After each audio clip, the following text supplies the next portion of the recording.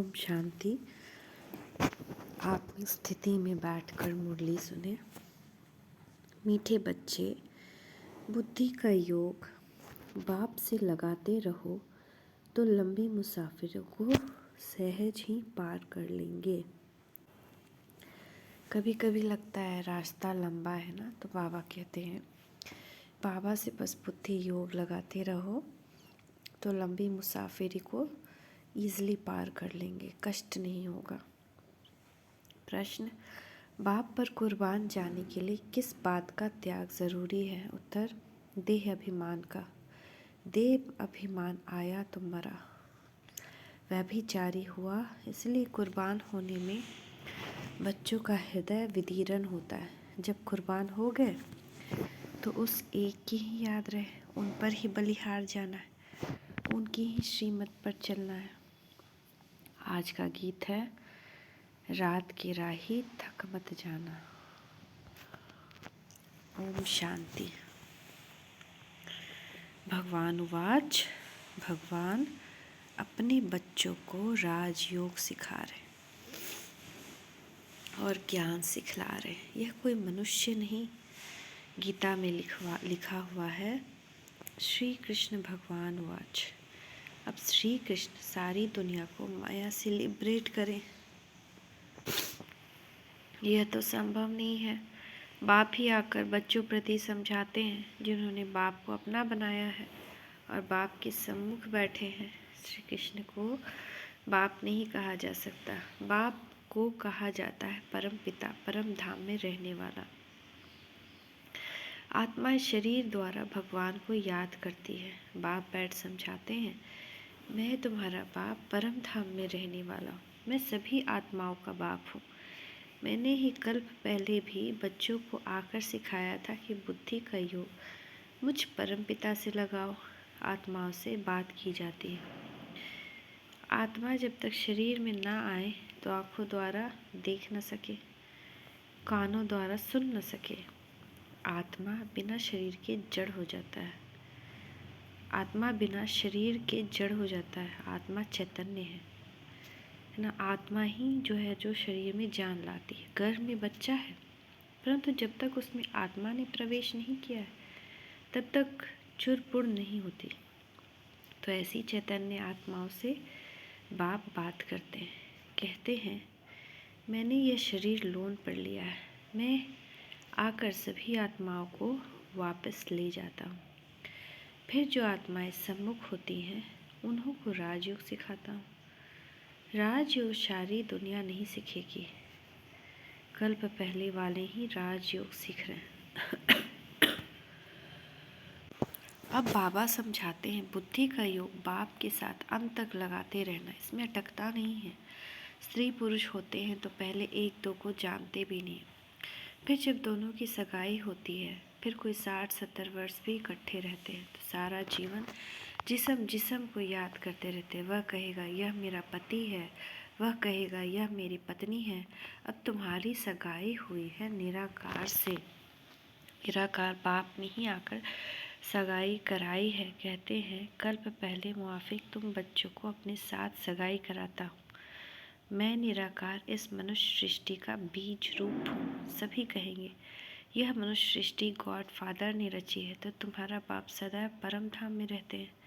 अब कहते हैं मुझे याद करो। मुसाफिरी लंबी होने के कारण बहुत बच्चे थक पड़ते हैं, बुद्धि का योग पूरा लगा नहीं सकते, माया की बहुत ठोकरें खाने से थक पड़ते हैं, मर भी पड़ते हैं, फिर हाथ छोड़ देते हैं। कल पहले भी ऐसा हुआ था। यहाँ तो जब तक जीना है तब तक याद करना है। स्त्री का पति मर जाता है तो भी याद करते रहती है। यह बाप व पति ऐसे छोड़कर जाने वाला तो नहीं है। कहते हैं मैं तुम सजनियों को साथ ले जाऊंगा, परंतु इसमें समय लगता है, थकना नहीं है। पापों का बोझा सिर पर बहुत है, वो योग में रहने से ही उतरेगा। योग ऐसा हो जो अंत में पाप व साजन के सिवाय और कोई याद न पड़े। अगर और कुछ याद पड़ा तो व्यभिचारी हो गया और पापों का दंड भोगना पड़ेगा। इसलिए बाप कहते हैं तुम जानते हो, मैं ब्रह्मा द्वारा आदि सनातन देवी देवता धर्म की स्थापना कर रहा हूँ और शंकर द्वारा सभी धर्मों का विनाश कराता हूँ। अभी कॉन्फ्रेंस करते रहते हैं तो सभी धर्म मिलकर एक कैसे हो जाएं, सभी शांत में कैसे रहें। उसका रास्ता निकालें। अब अनेक धर्मों की एक मत तो हो नहीं सकती। एक मत से तो एक धर्म की स्थापना होती है। वो सभी धर्म सर्वगुण संपन्न संपूर्ण निर्विकारी हो तब आपस में छीरखंड हो सकते हैं। राम राज्य में सभी छीरखंड थे, जानवर भी लड़ते नहीं थे। यहाँ तो घर घर में झगड़ा है।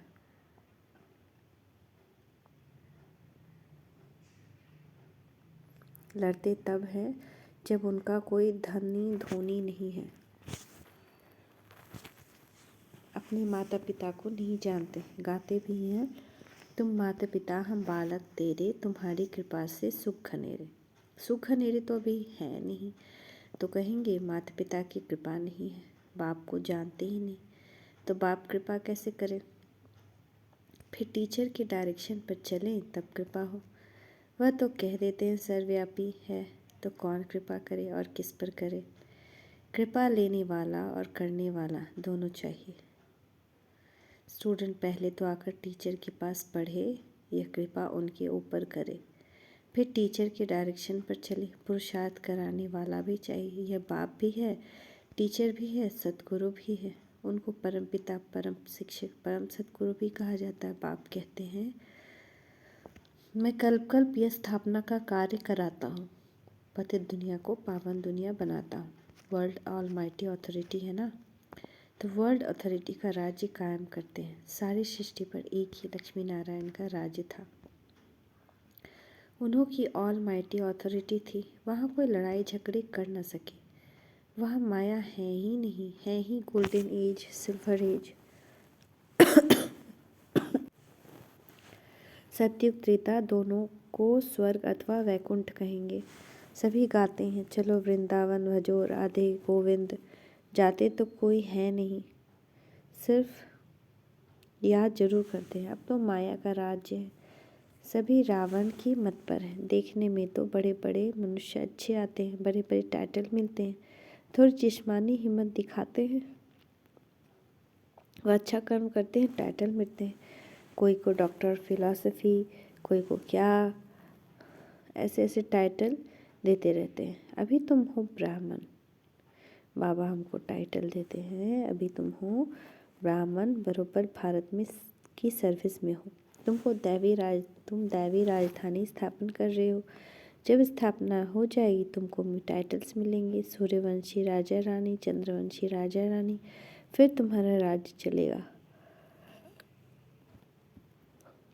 वहाँ कोई को टाइटल नहीं मिलता, वहाँ दुख की कोई बात ही नहीं। जो कोई का दुख दूर करे वह बहादुरी दिखाए, जो टाइटल मिले। जो रस्म रिवाज यहाँ होती है वहाँ नहीं होती। न लक्ष्मी नारायण इस पतित दुनिया में आ सकते हैं। इस समय कोई भी पावन देवता नहीं है।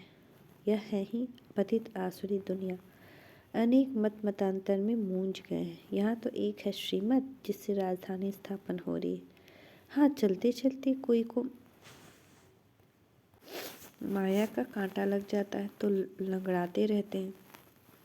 इसलिए बाप कहते हैं, सदैव श्रीमत पर चलो। अपनी मत पर चलने से धोखा खाएंगे। सच्ची कमाई होती है सच्चे बाप की मत पर चलने से। अपनी मत से बेड़ा गर्क हो जाएगा। कितनी महावीर श्रीमत पर न चलने के कारण अधोगति को पहुंच गए हैं।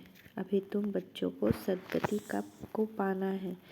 श्रीमती पर न चला और दुर्गति को पाया तो फिर बहुत पश्चाताप करना पड़ेगा। फिर धर्मराजपुरी में शिव बाबा इस तन में बैठ समझाएंगे कि मैंने तुमको इस ब्रह्मा तन द्वारा कितना समझाया, पढ़ाया, कितनी मेहनत की। तुमने निश्चय पत्र लिखे कि श्रीमत पर चलेंगे, परंतु नहीं चले।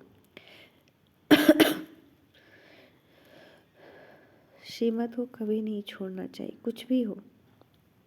बाप को बताने से सावधानी मिलती रही। कांटा लगता है तब है जब बाप को भूलते हैं। बच्चे सदगति करने वाले से भी 3 कोस दूर भागते हैं, गाते हैं, वारी वारी कुर्बान जाऊं, परंतु किस पर, ऐसे तो नहीं लिखा है।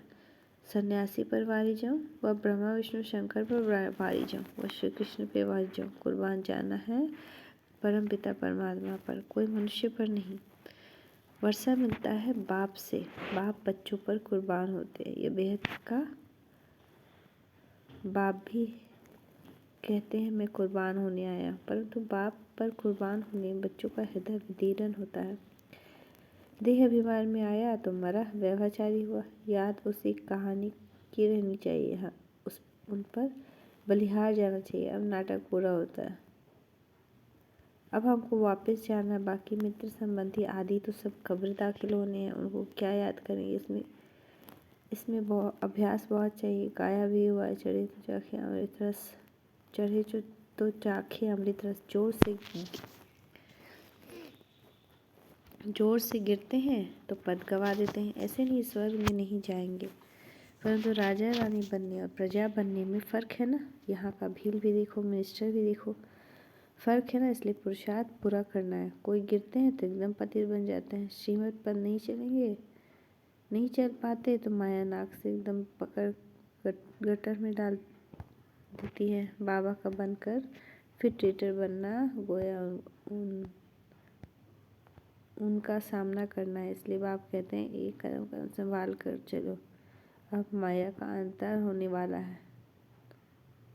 अब माया का अंत होने वाला है, तो माया बहुतों को गिराती, इसलिए बच्चों को खबरदार रहना है। रास्ता ज़रा लंबा है, पद भी बहुत भारी है। अगर ट्रेटर बना तो सज़ा भी भारी है। जब धर्मराज बाबा सज़ा देते तो बहुत रड़ियाँ मारते हैं, जो कल्प कल्प के लिए कायम हो जाती है। माया बड़ी प्रबल है। थोड़ा सा बाप का डिसरिगार्ड किया तो मरा। गाया हुआ है, सतयुग का निंदक ठौर न पाए। काम वश क्रोध वश उल्टे काम करते हैं, गोया बाप की निंदा कराते हैं और दंड के निमित्त बन जाते हैं। अगर कदम कदम पर पद्मों की कमाई है तो पद्मों का घाटा भी है। माइंडेड।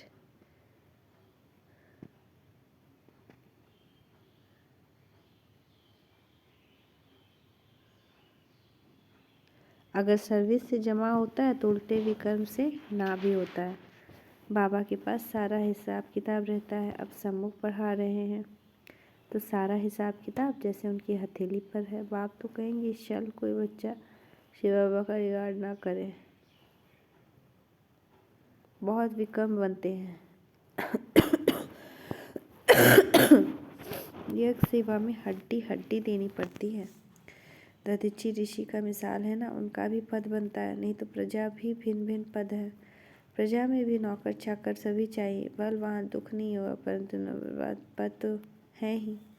अच्छा विजय मिट्टी से खिलाते बच्चों प्रति माता पिता बाप दादा का याद प्यार। Good morning. रूहानी बाप की रूहानी बच्चों को नमस्ते। रूहानी बच्चों की रूहानी माता पिता बाप दादा को याद प्यार। Good morning. शुक्रिया बाबा, शुक्रिया।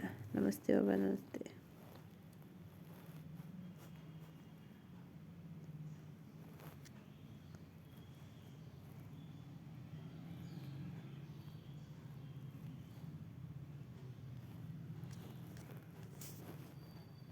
धारणा के लिए मुख्य रूहानी बच्चों की बोल दी क्या। रूहानी बच्चों की रूहानी माता पिता बाप दादा को याद प्यार। Good morning. नमस्ते बाबा, नमस्ते। शुक्रिया बाबा, शुक्रिया। धारणा के लिए मुख्य सार। फर्स्ट,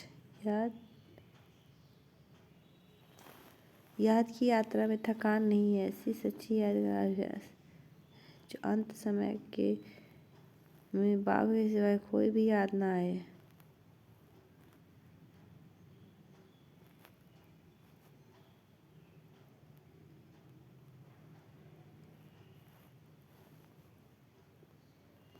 सच्चे बाप की सच्ची मत पर चलकर सच्ची कमाई करनी, अपनी मन मत पर नहीं चलना। सदगुरु की निंदा कभी नहीं करानी। काम क्रोधवश कोई उल्टा काम नहीं करना है। आज का वरदान देखिए, बाप दादा का वरद हस्त हमारे ऊपर। बाबा कह रहे, मीठे बच्चे, संकल्प शक्ति द्वारा हर कार्य में सफल होने की सिद्धि प्राप्त करने वाले संफलता मूर्त भव। संकल्प शक्ति द्वारा बहुत से कार्य सहज सफल होने की सिद्धि का अनुभव होता है। जैसे स्थूल आकाश में भिन्न भिन्न सितारे दिखते वैसे विश्व के वायुमंडल में आकाश में स्थूल स्काई जैसे स्थूल आकाश में भिन्न भिन्न सितारे दिखते वैसे विश्व के वायुमंडल के आकाश में चारों ओर सफलता के चमकते हुए सितारे तब दिखाई देंगे जब आपके श्रेष्ठ संकल्प और शक्तिशाली होंगे, सदा एक बाप के अंत में खोए नहीं। और तीसरा, रूहानी नयन और दिव्य रूहानी मूर्त दिव्य दर्पण बनेंगे। तो 3 चीज़ें याद रखनी। एक तो हम जो सोच रहे हैं वो संकल्प वो शुद्ध होना चाहिए, क्यों होना चाहिए। और ओके,